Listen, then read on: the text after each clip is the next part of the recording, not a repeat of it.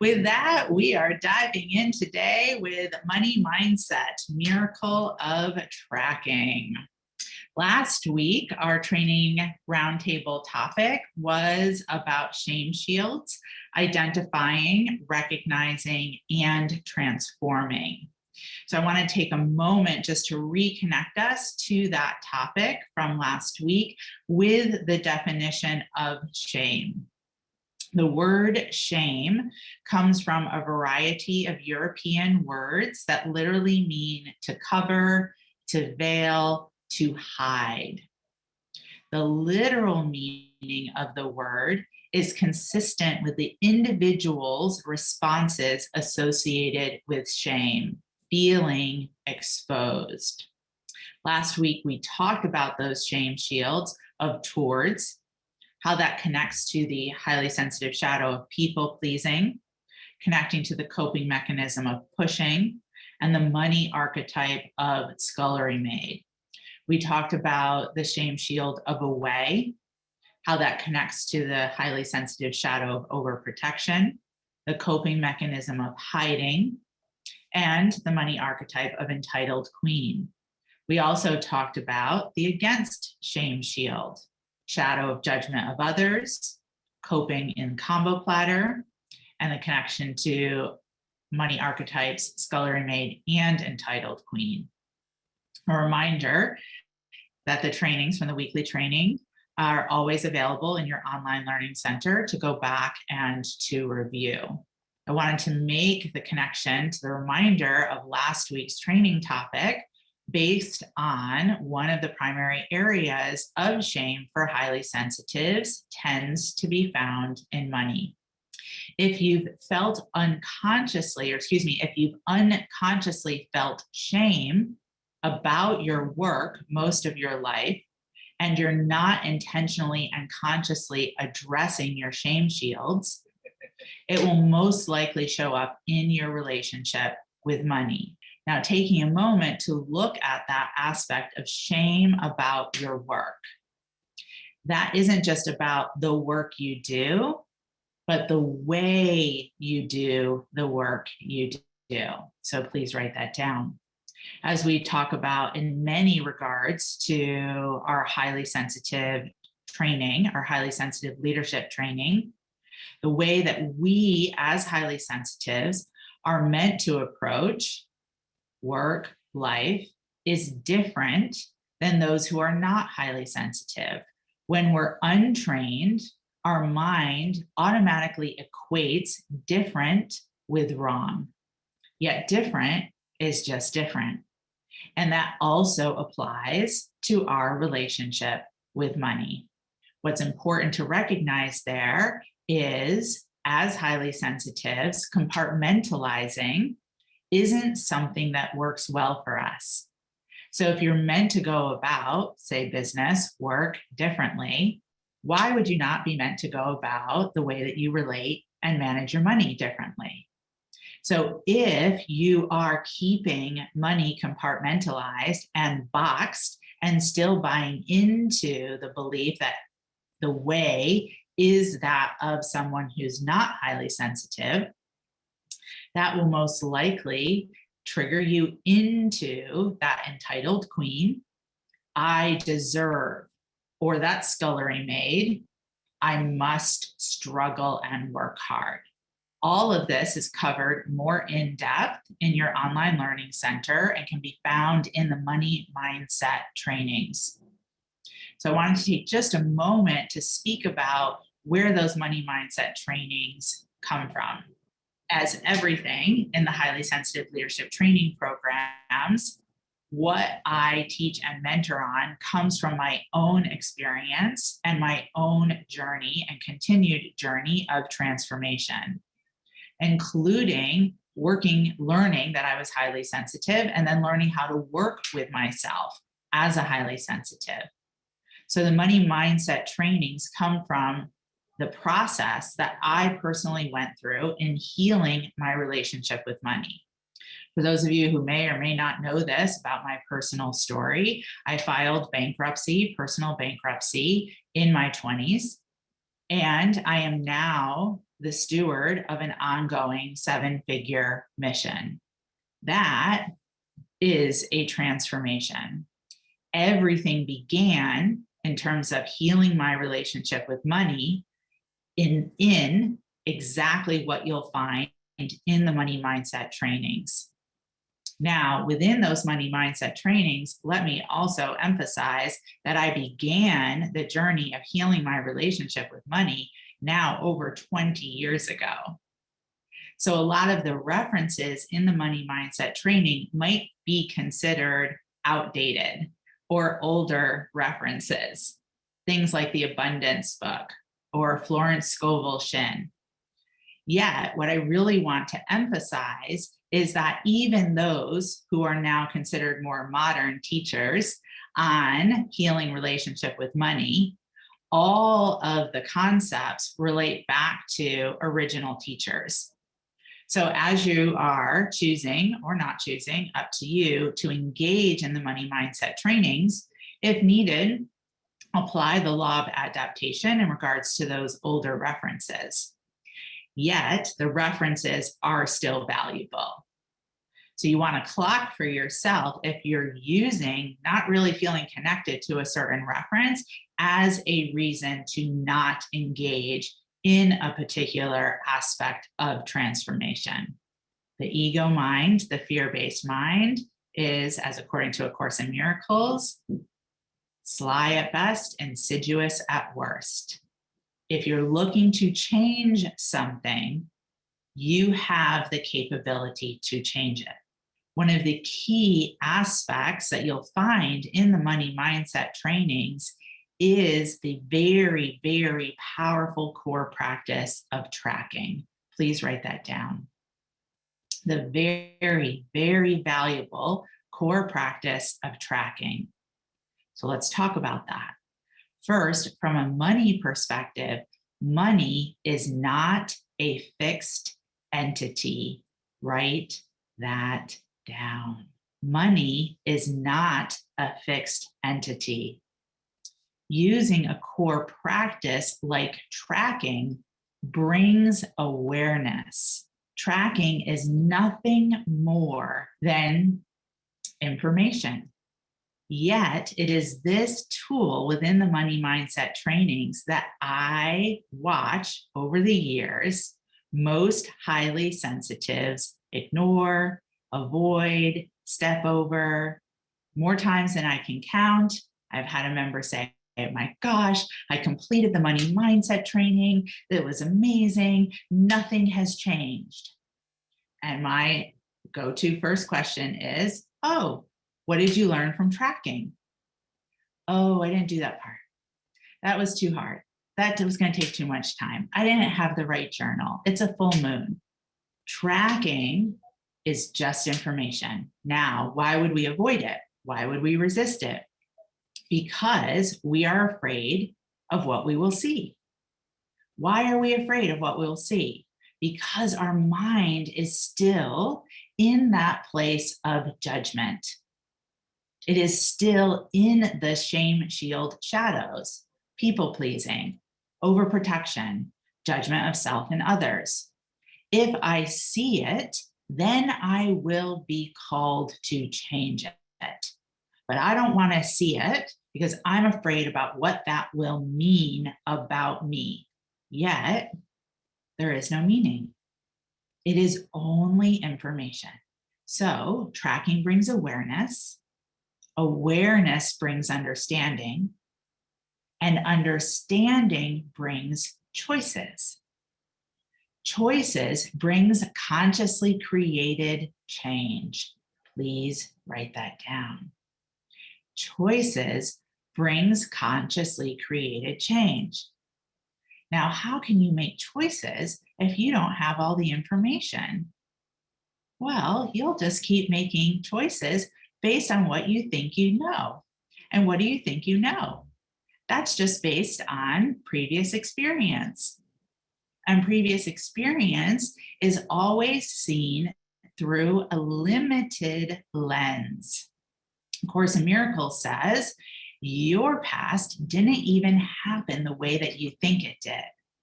So tracking, again, is just information. Now, why money tracking and why now? First of all, if you're not feeling satisfied and fulfilled and in balance with your relationship with money, that would be a reason to engage in tracking. Another reason of why now is because of what is happening in the world globally. There is so much, as we've talked about in many ways over the past months and years, so much right now that feels out of balance and feels out of control. Yet, as I've said before, we are not the first ones in history, in all of time, to go through exceptional times. The times that we are in right now, these times are our mountain to move.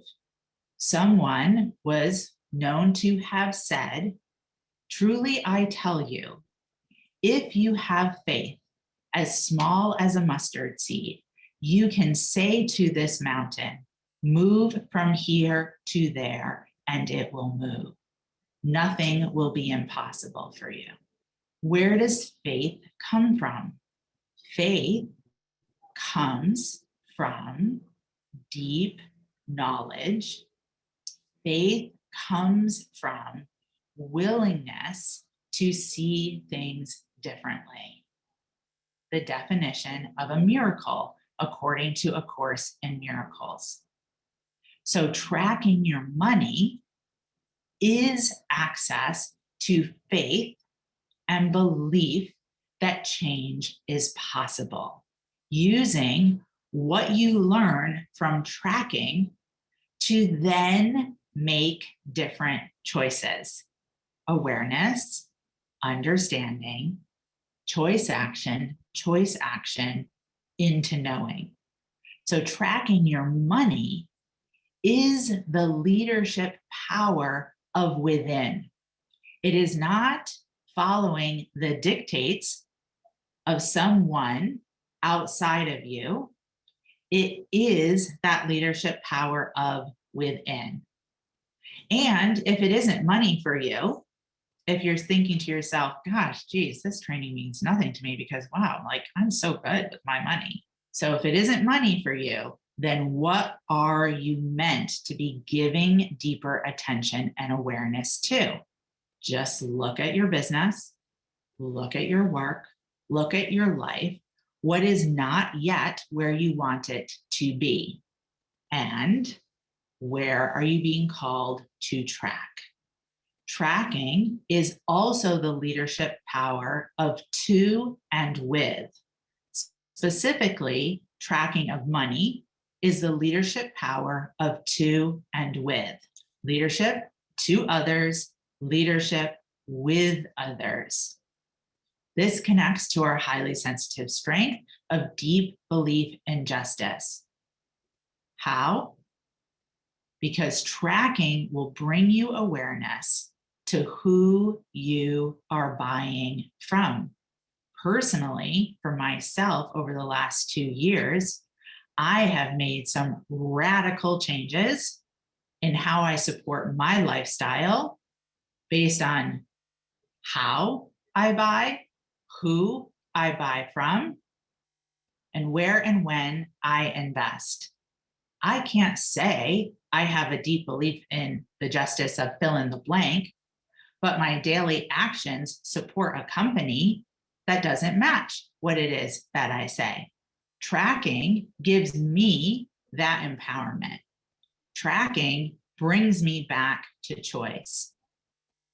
Don't hand over the management of your money or the way you relate to money to previous generations or rules that you didn't choose. Dive into creation, starting first with awareness, just as information, then understanding as agency, and then choice action as empowerment. It's so easy to buy into so much is so confusing and so complicated and so out of control right now that I'm confused, I'm complicated, I'm out of control, when there isn't one person who's a part of this community who doesn't have power of choice. So truly, I tell you, if you have faith as small as a mustard seed, you can say to this mountain, move from here to there, and it will move. Nothing will be impossible for you. What you want now, more than ever, you can create. Will it take a little more effort than pre-pandemic? Yep, it definitely will. Will tracking feel annoying at times? Sure, absolutely. It all comes back to, what do you want? If you want change, gather the information, awareness, take it in to understanding, and then use it to make different choices and take different actions. And then regardless of what is happening in the world around you, you will be consciously creating change. And the bonus is you will be positively impacting what is happening in the world around you, because you will be operating consciously. You want things in the world to change? Look within and make different choices, giving leadership to and leadership with. Nothing will be impossible for you. Breath in and let it out. Beautiful. With that, I hand it over to our community curator and business miracles coach, Coach Lorna. Thanks, Heather. Gosh, when Heather was talking about what's in the money mindset and what it does for you if you go through it, and the whole piece about avoiding the tracking bit, felt like she was reciting my story with the money mindset. So I just want to share with you kind of my personal example there, so that you can see that it's possible to do this. So when I first heard the money mindset, and it was probably when I was in the business boot camp, I think, back in the day in about 2010. Basically, that's all I did, was I listened to it. I maybe wrote out the first exercise about women are, and then fill in the blank, that kind of thing. And it was brilliant. It was useful information, but it didn't create any shifts for me. Exactly like Heather said. And then I returned to it for a second time, maybe a year later. And I committed to myself to actually do the tracking assignments for at least a full week of each, a full week. Sometimes I went into 2 weeks, because with every part of the money mindset, and there are 4 parts, there's a gradual building on the tracking. And I also, with that building on the tracking, I built my discomfort resilience, because for me, it was very uncomfortable to track how I felt about the money I was spending. That's the first part, right? How much you spent, what you spent it on, and then how do you feel about it? How is it feeling in your body? When I first recognized that, I can remember actually being in a coffee shop around the corner from my wellness studio. And I realized that, like, I was worried about being ripped off buying this cup of coffee. And then there was like a tip jar on the counter, and I was like, oh, this tip, they expect me to tip, and they're just standing there at the register. They're not waiting on me at a table. So I felt resentment around tipping, but also felt, like bad if I didn't tip. It was an awesome mess of these emotions. And so then I went back to the studio and I tracked that. I wrote it down. And then I just kept tracking. And that allowed me eventually to choose to feel differently, or at least to choose to initially not be triggered by buying something. Because how many times do we buy something online, at the grocery store? I mean, we're buying stuff all the time. And that's kind of I realized I didn't want to be in that triggered space all the time or so often.